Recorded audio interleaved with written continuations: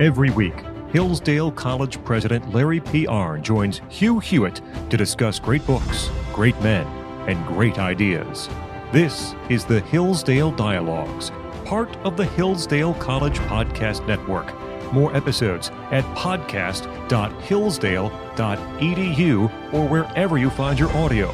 Also at the Hillsdale College Podcast Network, check out the Radio Free Hillsdale Hour, the Hillsdale College K-12 Classical Education Podcast, The Larry P. Arnn Show, and more, all at podcast.hillsdale.edu. Morning glory, America. Bonjour, hi, Canada. I'm Hugh Hewitt inside the ReliefFactor.com studio on the West Coast, so I'm not freezing to death as the Hillsdale Dialogue, the last radio hour of the week, gets underway. Dean Matt Spalding, the Kirby Professor of Constitutional Studies and the Dean of the Graduate School in Washington, D.C. Good morning, Dean Spalding. What's the temperature there? Good morning, Hugh. Happy New Year. I haven't talked to you. The temperature here is actually not too bad. In Hillsdale, however, my daughter just drove back for her spring semester. She graduates in May as a senior, and it was snowing heavy. And she was ready for temperatures getting down to the single digits. So Iowa's caucus Monday night, they're going to be in the minus territory, and that's not counting wind chill. Right. Yeah. So there we are. All right. Now, Dean Spalding, let me begin with a headline. We mostly want to talk about colleges, but you are a constitutional scholar. President ordered attacks last night, 60 attacks from the Dwight Eisenhower, Associated Destroyers, submarines, etc., on the Houthis. Constitutional, not constitutional? Well, look, I mean, I think a lot of these conversations have to be put into the right perspective. This is one of the problems with the nature of foreign policy. The powers of the presidency in terms of protecting the nation are very different than the technical constitutional answers. This isn't a matter of what exactly is the meaning of the 14th Amendment, Clause 3. So I don't think this is necessarily falls into that same kind of constitutional question. This is a national security matter. I mean, if the president deems this to be a threat that requires American action, he's empowered to act. It's the job of Congress, if they don't like that, to inquire. They can control the budget and the purse in the military. They have lots of powers over the military. But a unitary president who needs to act for the nation's security, I think, is not constricted in the same way. Now, that there's a different line, which is more a moral discussion having to do with some actions in foreign policy. But as a constitutional matter, he's the commander in chief. I agree with that. I know that there was some chatter on Twitter last night on X that it was unconstitutional. It's not. It's the commander in chief power. Now, Dean Spalding, I wanted to ask you, I want to talk about Larry Arnn behind his back when the president of Hillsdale can't hear us. It seems to me he's had a good 20-plus years running the college, and he does not, I mean, they get small stories written about him by left-wing media occasionally because they become the lantern of freedom in America and the most prestigious college with network effects. At the same time that Hillsdale has been rising, my alma maters of Harvard and University of Michigan Law School have crashed and burned in the last 6 months. What has happened in higher ed that places like Hillsdale thrive, and people can go to hillsdale.edu and find out all about it, and they can listen to all the Hillsdale Dialogues at hughforhillsdale.com, or they can go to Harvard and get lost in DEI nonsense. What has happened? I don't know if you noticed it, but there was in the Wall Street Journal, I think this week, there was a letter to the editor in light of this suggesting why doesn't Harvard look towards Larry Arnn to be president, the next president of Harvard, see if he'll do the same thing there that he did at Hillsdale in Michigan. You know, that would be a great something. That would be a great thing. I had suggested Arthur Brooks because I didn't think you could pry Larry out of. I actually put Dr. Arnn on my list for the Trump cabinet yesterday in the piece for Fox News. He's not talking to me, I think, but I want him to be Secretary of Education too. But why is it so hard to find men and women of vision, purpose, leadership, and who are willing to go the course? There are a couple different things here to bring into this question. One is just the difficulty of running a higher education institution. It's complicated. It's messy. Most presidents actually don't control their institutions in the way you can say at a smaller place like Hillsdale. the fact of the matter is the Harvards of the world are essentially hedge funds with small colleges attached. It's a different kind of institution. So part of that has to be, I think, kept in mind here.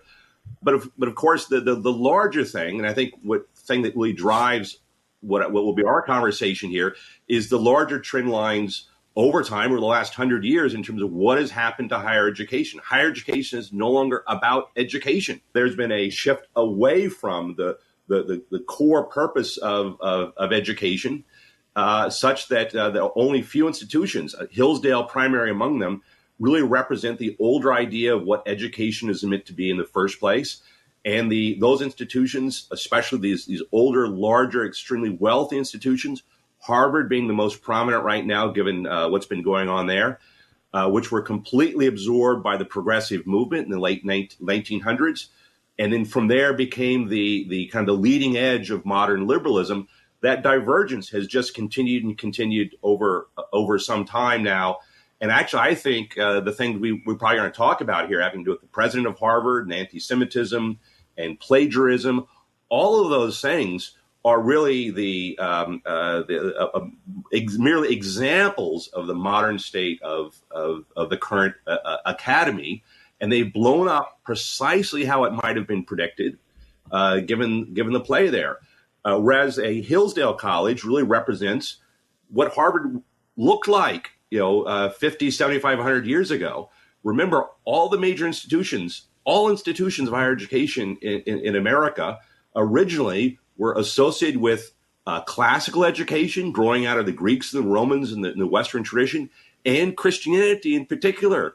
And that gave it a certain moral rootedness to the education. Dean Spalding, I was admitted to Harvard in 1970. I was admitted to Harvard in 1973. I'm convinced it's because I was a National Merit Scholar and I had taken ancient Greek and Latin and had a great recommendation from my Greek and Latin, and I could talk. Middle-class kid, right? Middle-class kid from Ohio, from nowhere, no legacy, nothing. I think that's the way it used to be. And I was asked last night by a very young grandmother, if your grandchildren were going to apply to college, would you want them to go to Hillsdale? And I said, absolutely, I will encourage it. Absolutely, I will endorse it. Absolutely, I will push for it. Because not only is it the education, but the network benefits have caught up. And for a long time, the Ivy Leagues sold network benefits. It's not just what you learn, you did learn, but it's also who you learned with. I think that's happened at Hillsdale now. You're in D.C., not on the main campus, but am I right about that? I mean, you're surrounded. You can't walk down a street in D.C. and not run into a Hillsdale kid. That's right. But a general comment based on what you said, which is absolutely right. And this is true for K through 12 education as well. When you send your kids to a particular K through 12 school, especially in the private sphere or, say, a Christian school, you're basically paying for their colleagues and their friends and who they're working with and who they're learning with. And in college, that's even all the more important. And it used to be that the Ivies had a lock on that. I don't think that's true anymore. And I think this is those universities. What we're seeing now is merely a situation where they're reaping the benefits of what they've been doing for the last 100 years, which is the rise of mediocrity, the rise of kind of a liberal politics focused on narrow, meaningless subjects, a movement away from deep education about classical and permanent ideas which shape and liberate the mind, and going to that as has led them to a situation where their graduates, their professors no longer represent the cutting edge of thinking and deep thinking, and their graduates are not producing in the way that they could be from other places. Look, why are Hillsdale College students extremely influential everywhere they go? Because they're learning to read deeply, to think, and they're especially learning to write and communicate. That is, they're learning the basic, most fundamental things that a college education should do. They should form the mind to flourish at its highest potential, regardless of what vocation or field it's going into, which to do the things that the human mind was meant to do, to use the reason that has been given to us, endowed by our Creator, for the pursuit of the good and the betterment of our other, our fellow human beings.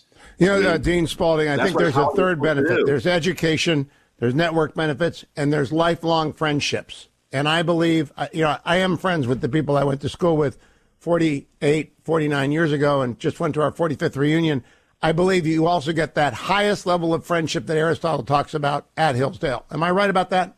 Again, absolutely. And what is the source of the highest kinds of friendship? As you recall from your Aristotle, right? There are useful friendships, there are pleasant friendships, but the most important friendships are the friendships about the most important things. Whether that might be a spouse in raising a family or deep friends who have learned and studied things together over time. I'll be right back with Dean Matt Spalding of Hillsdale College Kirby Center in Washington, D.C. The Hillsdale Dialogue is underway. All things Hillsdale at hillsdale.edu, including you can subscribe for free to the Imprimis magazine, which comes out every single month, and it's wonderful. You can get your application, download it, get it in, get their video courses, and get right back here to the Hugh Hewitt Show. Hello, this is Kyle Mernon, Director of Online Learning here at Hillsdale College, and I have some great news. We brought Hillsdale's popular free online courses to the Hillsdale College Podcast Network, and our next series is one of my favorites. It's the Genesis story, Reading Biblical Narratives, and it's taught by Justin A. Jackson, Professor of English here at Hillsdale College, and our President, Larry P. Arnn. After listening to all 6 episodes, you'll have a deeper and more enriching understanding of the Bible. The Hillsdale College Online Courses podcast, hosted by me and my colleague Juan Davalos, expands Hillsdale's mission to provide all who wish to learn the education necessary to preserve civil and religious liberty in America. And we want you to be part of it at podcast.hillsdale.edu. You can subscribe now to the Hillsdale College Online Courses podcast and hear new episodes every week with additional commentary and insights from our team. Go to podcast.hillsdale.edu to learn more. That's podcast.hillsdale.edu. Thanks for listening.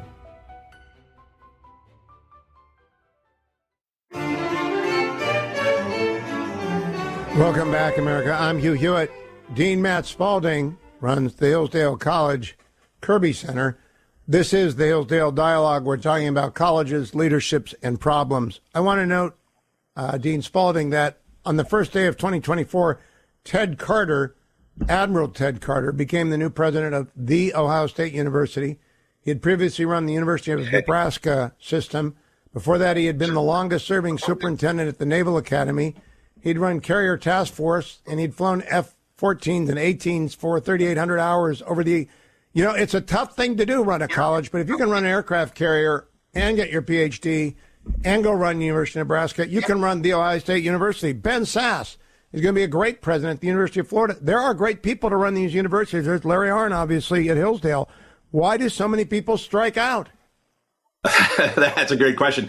But I do think that we should be looking for potential college leaders that don't actually come up through the normal academic path. You mentioned someone with a military background, Ben Sass, a former senator.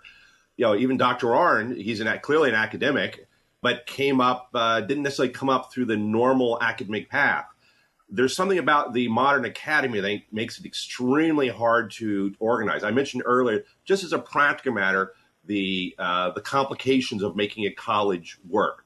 A college, especially a private college, but in colleges in general,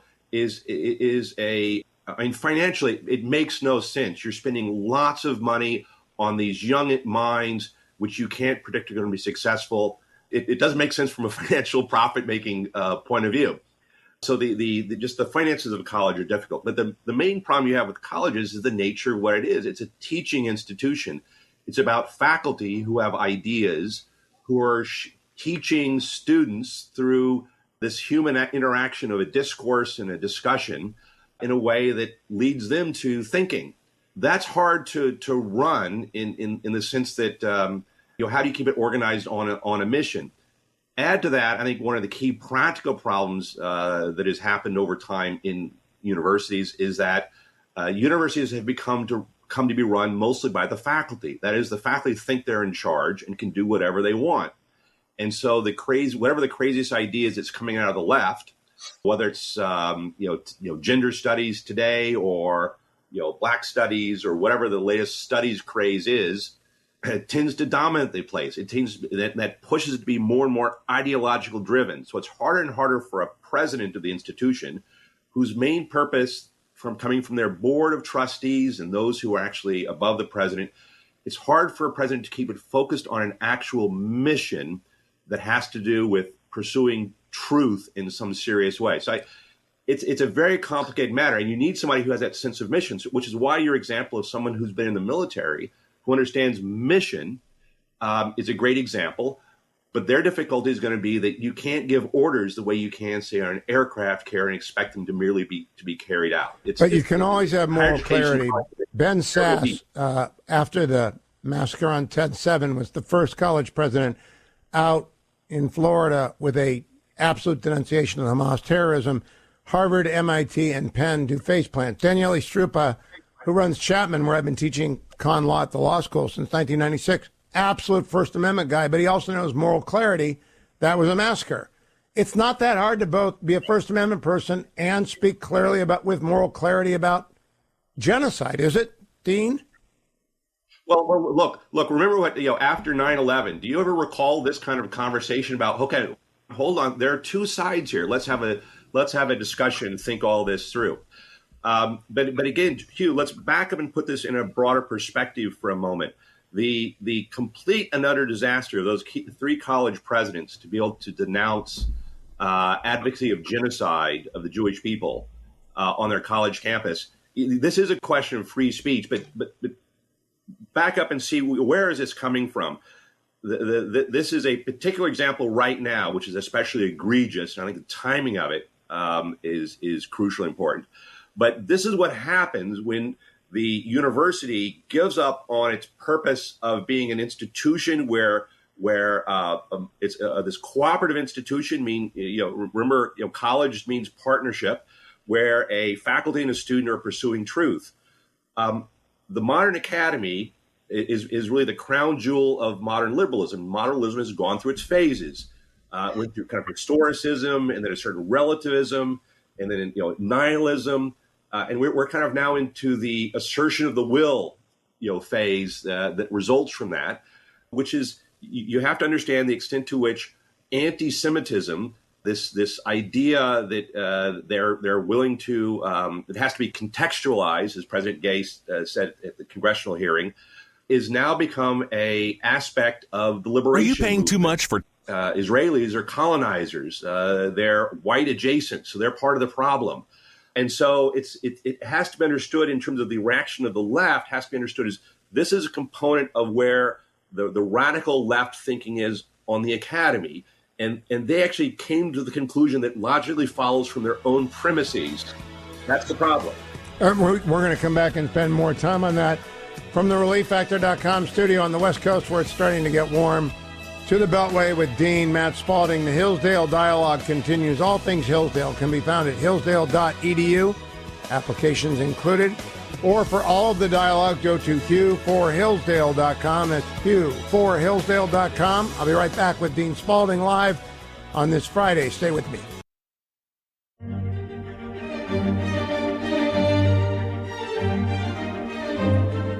Welcome back, America. I'm Hugh Hewitt. Getting through a week of laryngitis. I feel fine. I hope the voice is back by Monday. Dean Matt Spalding joins me on the Hillsdale Dialogue. All things Hillsdale at hillsdale.edu, including the application to the college, the ability to sign up for Imprimis, wonderful video courses, wonderful, amazing resources, the Churchill Project, every one of the Hillsdale Dialogues, or you can go to hugh4hillsdale.com. Matt Spalding, in a piece I wrote for Fox News yesterday, I write for the Washington Post and for Fox News, I gave a list of people that Donald Trump should announce immediately for his cabinet if and when he locks up the nomination. And for Secretary of Education, I put down Larry Arnn or J.D. Vance or Glenn Youngkin. Three different kinds of candidates. The experienced, superb, excellent Larry Arnn, and he's not listening. He's somewhere, so I'm glad he doesn't hear me complimenting him. We've got J.D. Vance, who represents what education can mean for someone. He comes from nowhere in Ohio with 6 dads, 1 father, and a drug-addicted mother.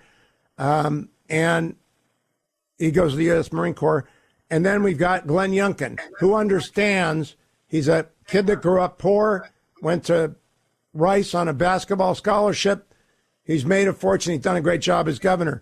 Finding college presidents and finding Secretary of Educations are easy if you start with the right recipe. You just did this, did you not, at New College? No, that's absolutely right. I mean, Here's the key distinction, I think, which we've alluded to, but let's put it right out there. I mean, we've known for some time that the modern education system, higher education especially, has been more liberal than the rest of society.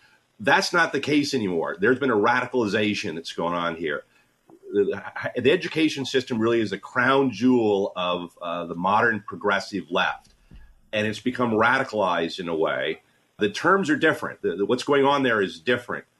This is not merely a matter of finding a good administrator. This is not merely a matter of finding someone who would come in and around the edges, make some changes, and make the student load program more efficient, or to increase test scores and that kind of thing. Get a better student We're in a center. different environment. We're in a different environment where you need to find people who deeply understand the nature of the problem, which is at least half, if not more, of the knowledge that base you need. Understand that the deep need based on the problem. But then, going beyond that, understand that what you need to do when you come in there is not merely make adjustments, but this system needs to be radically changed. I don't like using the word destroy, but there are certain aspects of the higher education system that need to be root and branch broken down. And only when you do that can you then reform it. We are so far beyond its original purposes that we need to think more radically than I think we've thought about in the past. Matt, I agree with you. There are two schools. You mentioned are those kind of thinkers. They think radically. There's something deeply wrong here. What needs to be done? I need to go back to the root. Remember, radical means going back to the root. It doesn't mean merely revolutionary. I don't like destroy either, but I do believe in replace, not repair. Sometimes you got to tear down. The land is still there. The buildings are still there, but you could change. You can replace it. You could replace faculty. I also believe that parents and students have to begin. Look, Hillsdale's the leader. There are another half dozen to a dozen great colleges out there. They're not Hillsdale. I'm not going to tell you that the University of Dallas is Hillsdale, or that Grove City is Hillsdale, or the wonderful University of Mary in Nebraska, or Thomas Aquinas, but they're good schools. I gave a speech on Tuesday night of this week to Legatus about they should be putting their money into Hillsdale or another good school that wants to be Hillsdale, not their alma mater. Their alma mater doesn't need their money, one, and two, isn't using it well. I mean, do you think Harvard is using its $50 billion well when their president has to resign because of testimony? And I haven't made a conclusion on plagiarism, Matt, because I haven't studied it, so I don't know. Did you study it? Do you have an opinion on whether or not it's plagiarism? Well, look, I mean, let's face it. Harvard is no longer a university. Harvard is I mentioned earlier, it's a hedge fund. It's a huge corporation of which the university is a small portion. You got to understand that. They have this massive endowment, and they are not using that endowment for the sake of their mission and purpose. There's a deep, deep problem there. In terms of the current Harvard president, I think this is a representation of exactly what is going on in the nature of the current academic situation. On the one hand, she is a perfect example of kind of the culmination of identity politics. And she admits as much in the apologia she made when she had to resign. Right? This is what happens when you've got a woman, a black woman, and various. She's an immigrant. She kind of puts together all these different categories, and everyone's against me. And yet the two things that brought her down, I think, are also the culminations of the modern academy. On the one hand, the anti-Semitism debate, which she couldn't deal with, and I alluded to this earlier. This is because of the modern left's inability to make moral distinctions based on their deep underlying relativism, which has now become wrapped up in identity politics. And so anti-Semitism is now confused with kind of the anti-colonialization movement and the liberation movement. And so, and then she explained that by saying what? I didn't properly explain my truth. It's self-identity all over again. Yeah, Dean, stop for that. It's not about being black. It's not about being a woman. If they had picked Condoleezza Rice, she is a Russian scholar. She speaks Russian. She was the Secretary of State. This would not be the discussion. She would be there. They picked a DEI product who knows DEI and wrote about race in a field that is no longer academically credible. It's astonishing to me that they picked her. Her dissertation work was about an argument about why she should be president of Harvard, essentially, right? I mean, that's right. She's a perfect DEI candidate. But on this plagiarism point, think about this. It's also part of the same pattern, which is it's less a particular in her case from what I've looked at. But if you look at the accumulation of the many times over the course of all of her scholarship, I think it is a pretty damning case. But the point is that plagiarism from the point of view of the left is no longer seen as a problem. In the modern sense of kind of the deconstruction of truth, it's my truth, it's my facts. These things aren't that important anymore. So they don't think this is even an issue. And so she goes in because she's the perfect DEI candidate representing where the left is. And she goes out because of precisely the culmination of exactly what the left has long argued, that it's all about being on the right side of wokeism. And on the other hand, it's all about ignoring the standards and the arguments that are the basis for exactly what a college or university is. So she was about transforming Harvard into something else, and we'll see what happens here. But I mean, she really kind of became the model for how modern education no longer believes in education itself, for that matter. And it's not even just college. I was on Saturday morning last, when I started to come down with this, I was at an event for the school board president in Orange County, a wonderful guy named Dr. Williams. And I met there one of the founders of the Orange County Classical Academy, the only Hillsdale affiliated academy in California. They have a waiting list of more than 500 people because everybody knows, I think, my proposition for you to dispute. We all know what education is. We all know what network benefits are. We all know what true friendships are. And we all know that the modern superstructure university, the elites, are not delivering it. Look, I think that when you say we all know that, I think in a certain sense that's true. That is, I think we have some deep instinctive notion of what education is about, especially when it comes to our own children. We deeply recognize that. The problem, however, is that the elite colleges are going their way. That's the real problem in all this. But at the same time, more and more institutions who are in the midst of this swirling modern society trying to talk about education have forgotten how to discuss these ideas in a meaningful way. And so I think we actually are, there's a lot of emptiness out there. And so you named a number of very good schools, and I think there are several out there. And of course, Hillsdale, where I work, we spend a lot of time thinking about, what is pedagogy? How do you teach? What is the purpose of education? We just don't talk about that as much anymore. So as a result, you get this distinction where you have the radical elite colleges going their way, and they're dominant because of their money and because of the connection with the federal government. I want to come back to that. There's a deep underlying systemic problem here.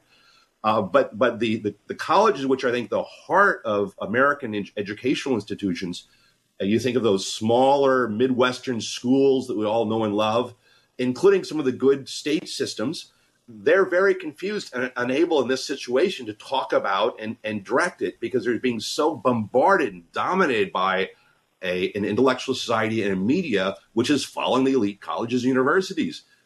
This is a real problem. So, which comes back to your point, and you actually alluded to it by talking about these multiple schools that are out there perhaps doing things, is that we need to figure out how to break up the monopoly of the Ivies, but also keep in mind that monopoly is largely being funded and controlled and propped up by a federal government, which is using student loans and the financial system and an accreditation system, which is tied back to the Department of Education in a way to prevent more of those colleges from starting. It's very hard to start a college nowadays.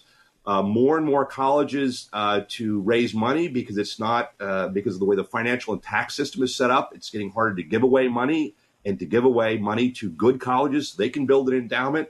The market is closed. We will come back in the final segment because that does have to be exposed. That's why the Secretary of Education matters so much in the second Trump term. Hi, I'm Benjamin Payne. At the K-12 Education Office at Hillsdale College, we support school founding groups and their efforts to start classical schools across the country.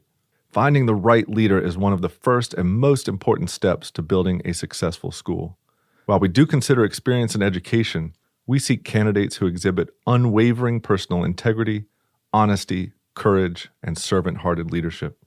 Perhaps that's you. If you're looking to engage in fulfilling, impactful, and challenging work protecting our nation's future and building up the next generation of virtuous citizens, we'd love to hear from you. I'm looking for strong school leaders right now.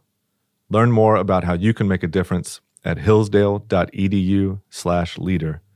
hillsdale.edu/LEADER. That's hillsdale.edu/leader.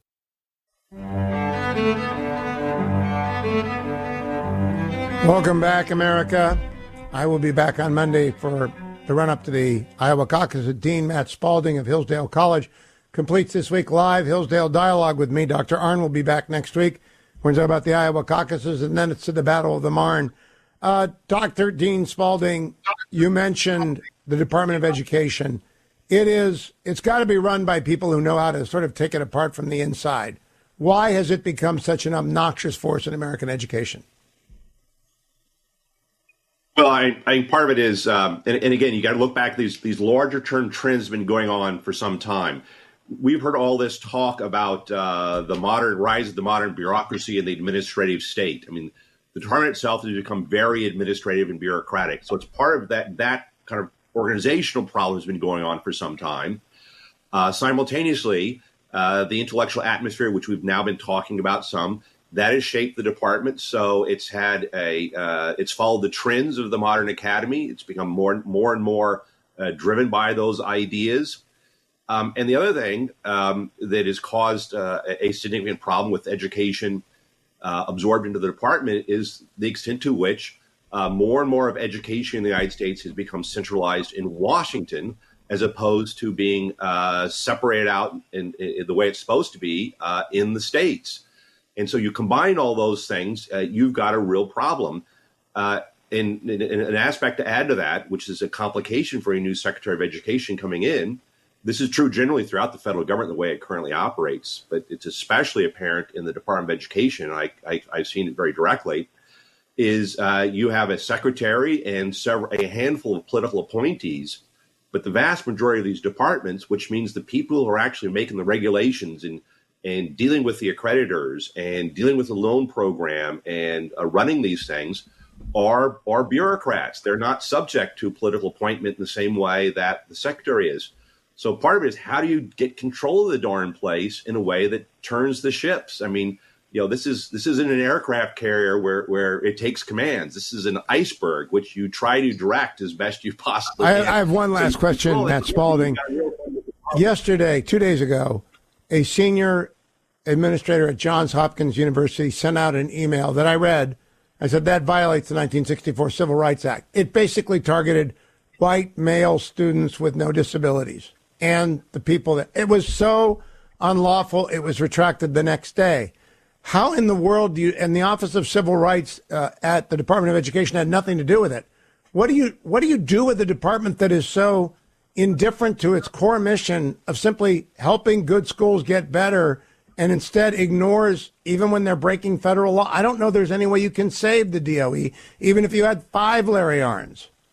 Well, so you get back to your point about how you radically need to readjust, shall we say.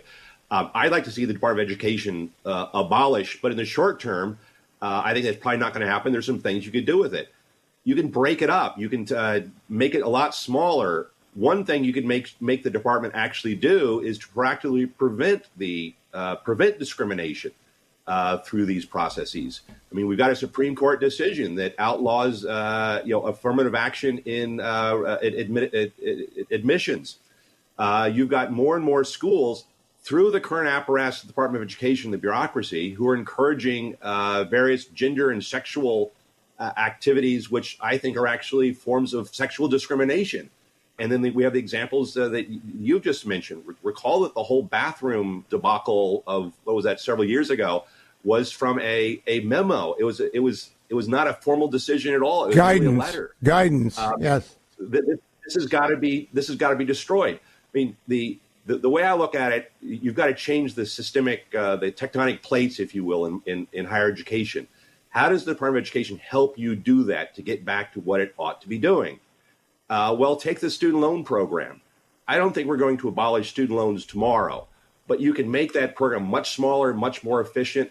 Why should it be in the Department of Education? Why don't you send it over to the Treasury Department and have it run and act like a bank, where you give out loans where they're absolutely necessary, and you minimize it and try to revive the old notion, which is that most student loans are private loans from banks, and then banks can make actual decisions about whether those are likely to be paid back or not.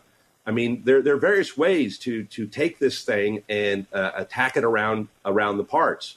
So I want to close, Matt, by saying I don't think it's a lost cause, or we wouldn't be doing the Hillsdale Dialogue. You wouldn't be a teacher. I wouldn't be a teacher. But I want to say to everyone out there who's a donor, whether you're $1 billion, 100 million, 10 million, $1,010, don't waste your money on prestige that is no longer prestigious. Go and invest in a place like Hillsdale, and we've got to replace what we've got. We just have to, or this country can't survive. Well, absolutely. Absolutely. And I think one aspect of leverage, which we've alluded to and we've talked about before, are state universities. I'm on the board of trustees at New College, and that's legislatures have leverage over those institutions. But remember what we are trying to say. We are trying to save higher education in America, which is this great crown jewel, the liberal arts. And it deserves the effort. It does. To do that, but especially saving those small private liberal arts colleges that are the apex of that form of education in America. And to learn what that's like, go to hillsdale.edu and get smart yourself. Become active in education by becoming educated at hillsdale.edu. Matt Spalding, bundle up and stay warm this weekend, my friend. Thank you. Thanks for listening to the Hillsdale Dialogues, part of the Hillsdale College Podcast Network. More episodes at podcast.hillsdale.edu or wherever you find your audio. For more information about Hillsdale College, head to hillsdale.edu.